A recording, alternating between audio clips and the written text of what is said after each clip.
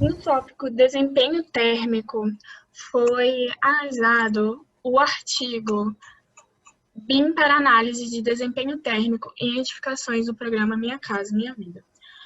O programa Minha Casa Minha Vida foi criado em 2019 com a finalidade de subsidiar habitações para populações com rendimento baixo, entre R$ 1.600 até R$ 5.000, a fim de mitigar o déficit habitacional do país. Porém, as empresas que trabalham no setor, ao realizar as construções, preferiam utilizar materiais mais baratos do que materiais de maior qualidade. Dessa forma, foi criada a NBR 15.575. Esta norma, ela estabelece critérios de avaliação do desempenho das edificações, no que tange a questões de segurança, habitabilidade e sustentabilidade. Essa pesquisa, ela foca na habitabilidade, na questão do desempenho térmico. O BIM, durante esse estudo, ele foi apontado como um bom tipo de modelagem para fazer uma análise de desempenho técnico, pois o banco de dados de informações térmicas é mais eficiente em contraposições a softwares muito precisos de análises térmicas, que não são difundidos na indústria da construção e tem uma quantidade muito grande de inputs a serem inseridos manualmente. Neste estudo foi utilizado o Revit 2015, porém, existe uma série de restrições que há nesse aplicativo. Por exemplo, a falta de interoperabilidade entre os softwares de análise térmica e o Revit. Eles não são possíveis de ser exportados um para o outro. Então, são poucos aplicativos que realizam esse tipo de função. Outro empecilho é que a versão do software utilizada nessa pesquisa, o Revit 2015, possui a ferramenta de análise energética na nuvem, o Green Building Studio, que recolhe as informações analíticas sobre o projeto e gera um relatório sobre o desempenho da edificação. No entanto, o relatório se restringe a informações relativas à sustentabilidade da edificação e não deixa claras as informações necessárias para a norma em estudo. Por outro lado, o próprio Revit fornece relatórios muito detalhados sobre questões relevantes a projetos de ar-condicionado e são relativamente complexos para poder avaliar se a edificação estudada está com conformidade com a NBR. No próximo artigo, sobre desempenho BIM, é feito no mesmo contexto deste outro artigo, em que foi estabelecida a NBR 15.575, e com tantas exigências dessa norma, é necessário ferramentas que ajudem na assertividade do projeto, que sejam possíveis realizar simulações virtuais que permitam a realização de testes comprobatórios do desempenho do conjunto. Neste contexto da Minha Casa Minha Vida, existe a biblioteca do Ministério do Desenvolvimento, Indústria e Comércio Exterior, que tem componentes BIM básicos da arquitetura e construção civil no Brasil. Porém, essa biblioteca LDIC, ela não tem todos os atributos necessários para fazer uma simulação virtual. Então, esse artigo, ele pretende fazer uma atualização e abrangência dessa biblioteca de forma a facilitar essas simulações. Na tabela ao lado, dá para ver alguns dos parâmetros que já foram feitos nesse artigo, que já foram atualizados, e os parâmetros que são desejáveis a esses componentes. Pode passar. No artigo da compatibilização, a autora, ela analisa o Revit, que utiliza também o BIM. É analisado que, nesse tipo de modelagem, existe uma maior integração e qualidade do projeto, porque todas as partes do projeto podem ser vistas de uma vez só, e podem ser feitos cortes, plantas e elevações de forma conjunta com o modelo 3D. Isso evita a perda de dinheiro e de tempo na construção, coisas que são fundamentais num projeto da Minha Casa Minha Vida. Assim foram analisados o Revit Architecture, Structure e o MEP, que é de Sistema Hidráulico e Elétrico. Assim, os resultados foram analisados em todos esses, na arquitetura, na estrutura, no projeto elétrico e hidráulico, e foi mostrado, comprovada essa facilidade e essa integração que evita, pode passar o slide, que evita a incompatibilidade entre as diferentes partes do projeto. Nas imagens dá para ver algum dos modelos feitos a partir de projetos da Minha Casa Minha Vida disponibilizados pelos arquitetos do projeto, em que todos são feitos ao mesmo tempo. E na última imagem dá para ver o aplicativo Navisworks, que após o término da modelagem, ao botar o projeto nesse aplicativo, é possível ver as incompatibilidades que existem dentro do projeto, facilitando as soluções de forma mais rápida, de novo, economizando tempo. Por exemplo, na imagem ali à direita, abaixo, apresenta uma incompatibilização entre o sistema hidráulico e estrutural. Pode ir outra pessoa. Então, a gente escolheu, de acordo com o estudo que a gente fez, a gente elaborou um título que foi a utilização do BIM para melhor desenvolvimento e eficiência de projetos de habitação de interesse social. Pode passar. E aí, de acordo com essa temática que a gente estabeleceu, a gente escolheu alguns artigos para poder embasar o tema escolhido. A gente dividiu esse tema quanto o processo de projeto e administração pública, que vai estudar os seguintes artigos, que é planejamento BIM 4D de uma residência unifamiliar do Minha Casa Minha Vida, BIM Bidding Public Works, e já na adequação ao usuário, a gente estudou os artigos instrumentos associados de apoio ao processo de projeto de moradias sociais, flexibilidade na habitação, prática e a teoria em busca da qualidade espacial e a avaliação de pós-ocupação integrada ao BIM.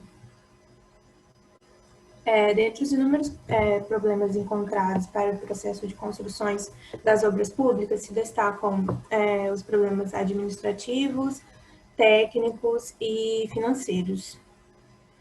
E aí, dessa forma, o BIM ele vem para tentar amenizar esses problemas encontrados devido à sua visão sistêmica e ampla do processo. Pode passar. O BIM ele vai auxiliar nessa questão, principalmente devido à sua modelagem, né, sua construção multidimensional, que vai ser, só explicando um pouco mais sobre essas dimensões, tipo, o 3D ele vai avaliar os dados do BIM, né, tipo, em relação à volumetria e às coisas tridimensionais, apresentação geométrica, descrições paramétricas normativas. E já essa dimensão 4D, ela vai falar um pouco mais sobre a parte dos elementos, o 3D associado ao tempo, a programação e a sequência de projeto. O 5D vai avaliar o custo e a precificação dos elementos, estabelecendo essa questão do orçamento. O 6D e o 7D, não existe assim um acordo sobre o que eles significam. Mas o 6D, até então, é considerado a manutenção, ao ciclo de vida da edificação em si, tipo, algumas operações necessárias, e o 7D já está atrelado à sustentabilidade, e certificação de mérito ambiental e essa questão da eficiência energética que já foi citada. Pode passar.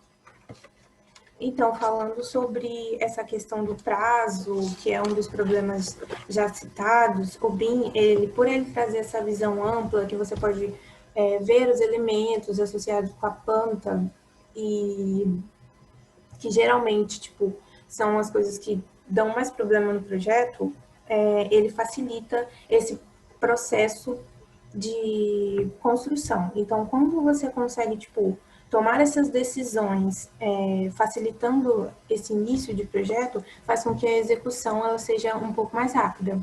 E aí isso facilita e diminui esse prazo na hora da entrega. Pode passar.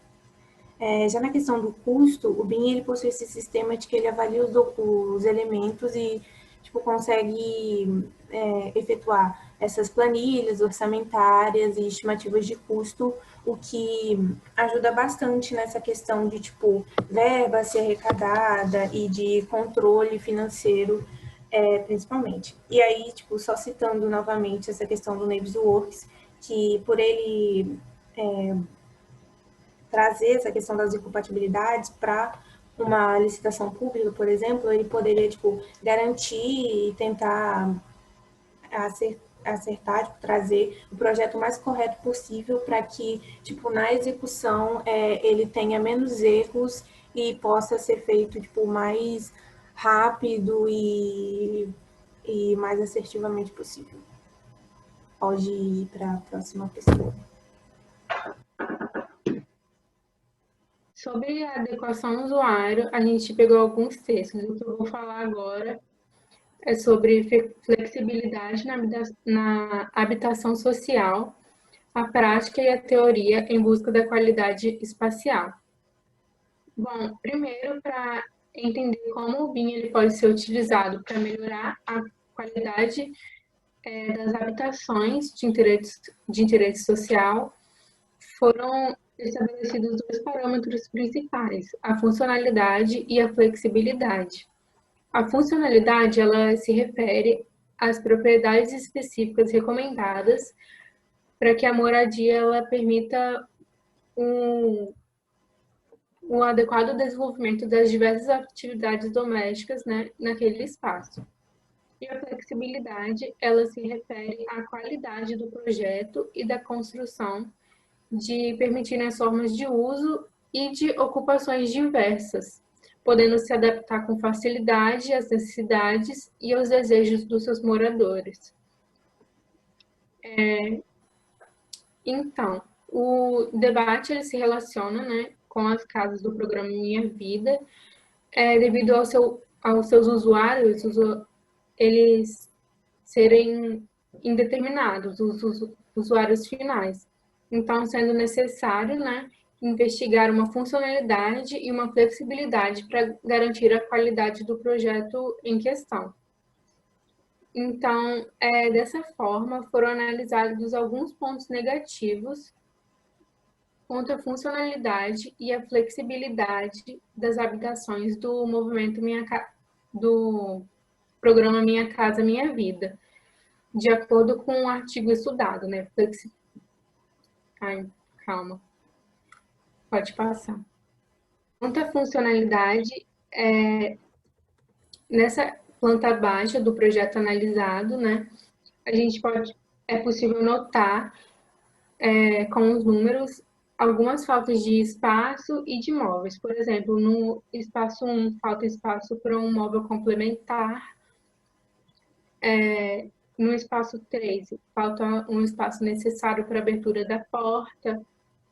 No espaço 5, pouca área de uso e circulação dentre as camas, o que, analisando a planta, você consegue notar isso, né, em vários cômodos. E com relação à flexibilidade, o projeto ele é menos favorável ainda, porque existe apenas um tipo de planta com 2 dormitórios, independente da composição familiar que vai receber esse tipo de moradia. E também não tem um projeto para futuras ampliações, nem indicação de sentido de expansão da habitação. Então, acaba que, às vezes, as pessoas que recebem essas moradias, elas fazem modificações que acabam interferindo na estrutura da casa. Feito esse estudo, foi realizada uma outra análise no artigo Instrumentos Associados de Apoio ao Processo de Projeto de Moradias Sociais, de Logston, que a plataforma BIM foi o foco principal para estabelecer os pontos qualitativos e as soluções de funcionalidade e flexibilidade. Então, as etapas que Logston propôs foi a análise de dados, a análise de requisitos de projeto, que é a parte de análise principal, que foi proposto o programa genérico de necessidades e as diretrizes projetuais, porque nessas diretrizes os conceitos de funcionalidade e flexibilidade se aplicam. Então, quanto mais parâmetros e especificações o projeto tiver, mais adequado a diferentes tipos de usuários ele será. Na etapa 3 de modelagem da unidade habitacional, a definição do layout foi utilizado o software do Revit, da Autodesk, considerando as diretrizes do projeto e nível de detalhamento baixo, com um template já disponibilizado pelo programa.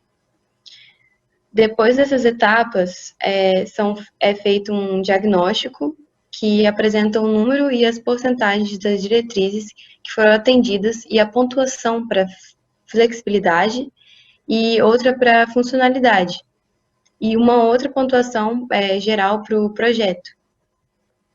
E cada diretriz tem um embasamento teórico que é trazido pelo artigo.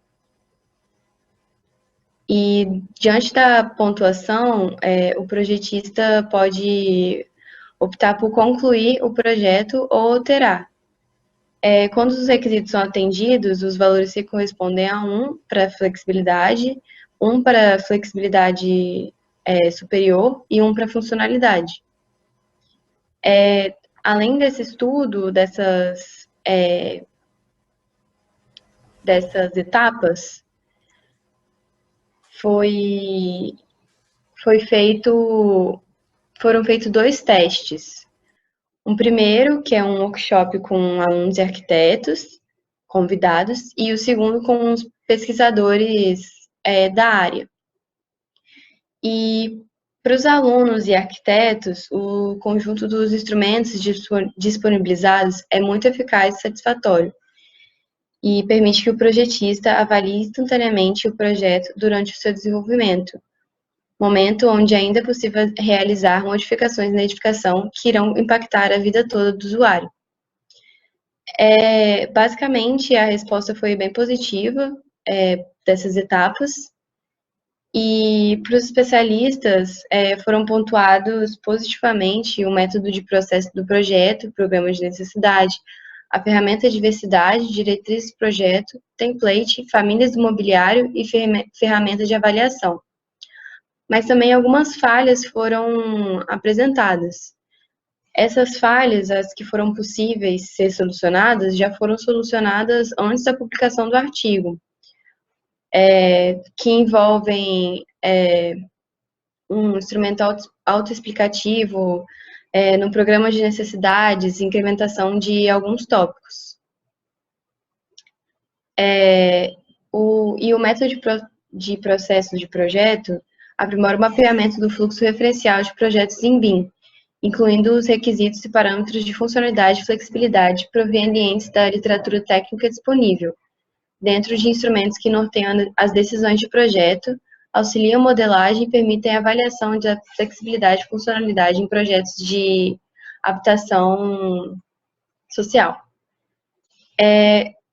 Essa pesquisa traz dados muito importantes para o diagnóstico de solução do projeto, que é atribuída uma outra pontuação, que permite a simulação de alternativas de projeto e análise de 2 ou mais casos, comparando.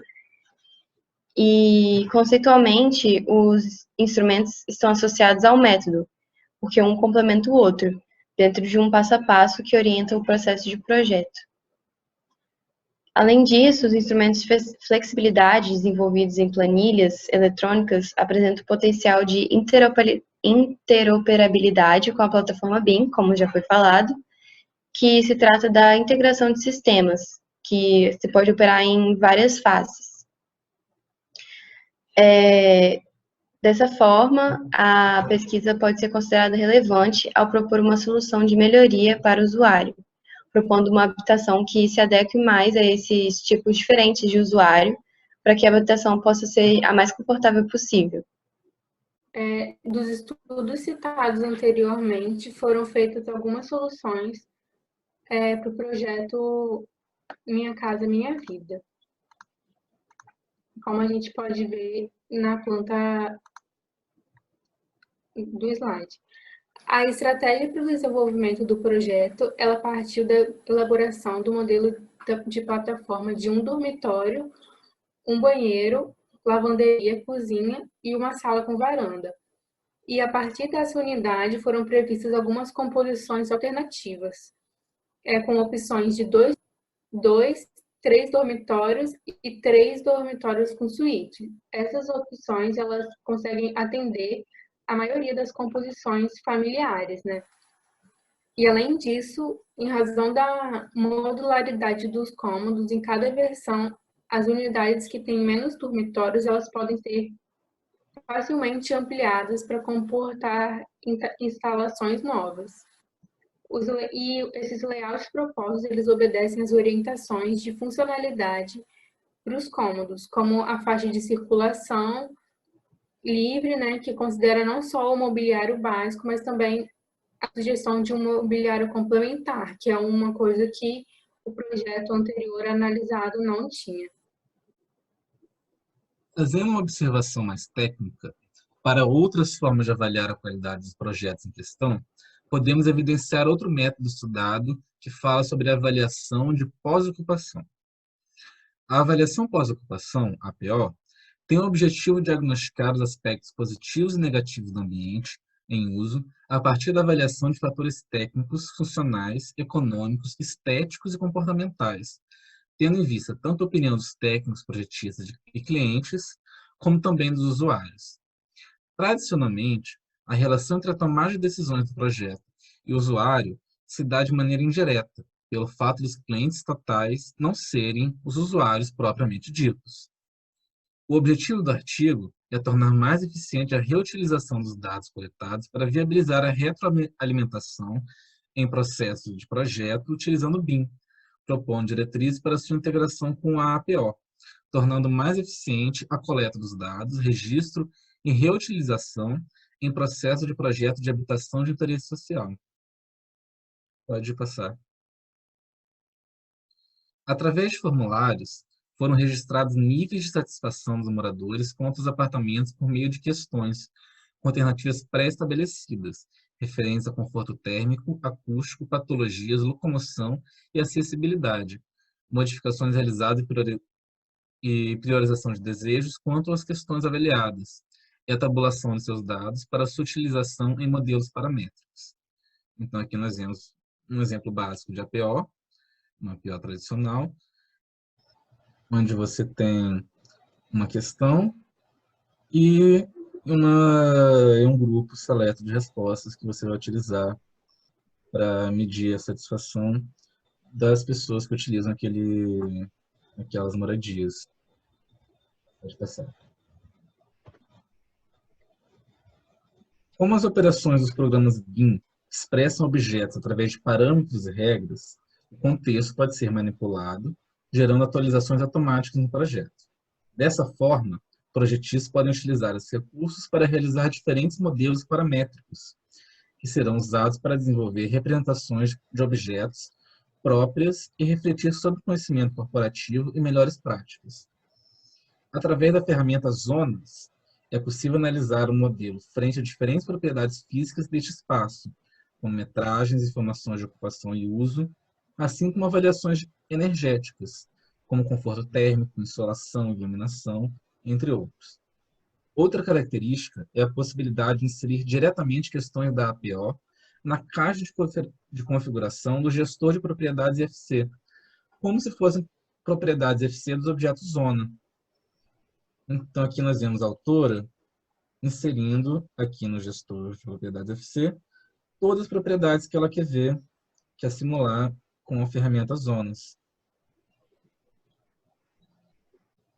E após a inserção desses dados coletados dentro da plataforma, uma lista é gerada pelo modelo, sendo possível gerar imediatamente um arquivo .xls, que é o arquivo do Microsoft Excel. Isso elimina no processo de entrega de dados uma compilação manual das respostas em planilha Excel, simplificando o processo e aumentando o grau de confiabilidade e segurança das informações coletadas a campo. Dessa forma, o fluxo de informações é modificado, passando a ser enxuto e indireto entre a fonte desses usuários e o trabalho dos projetistas.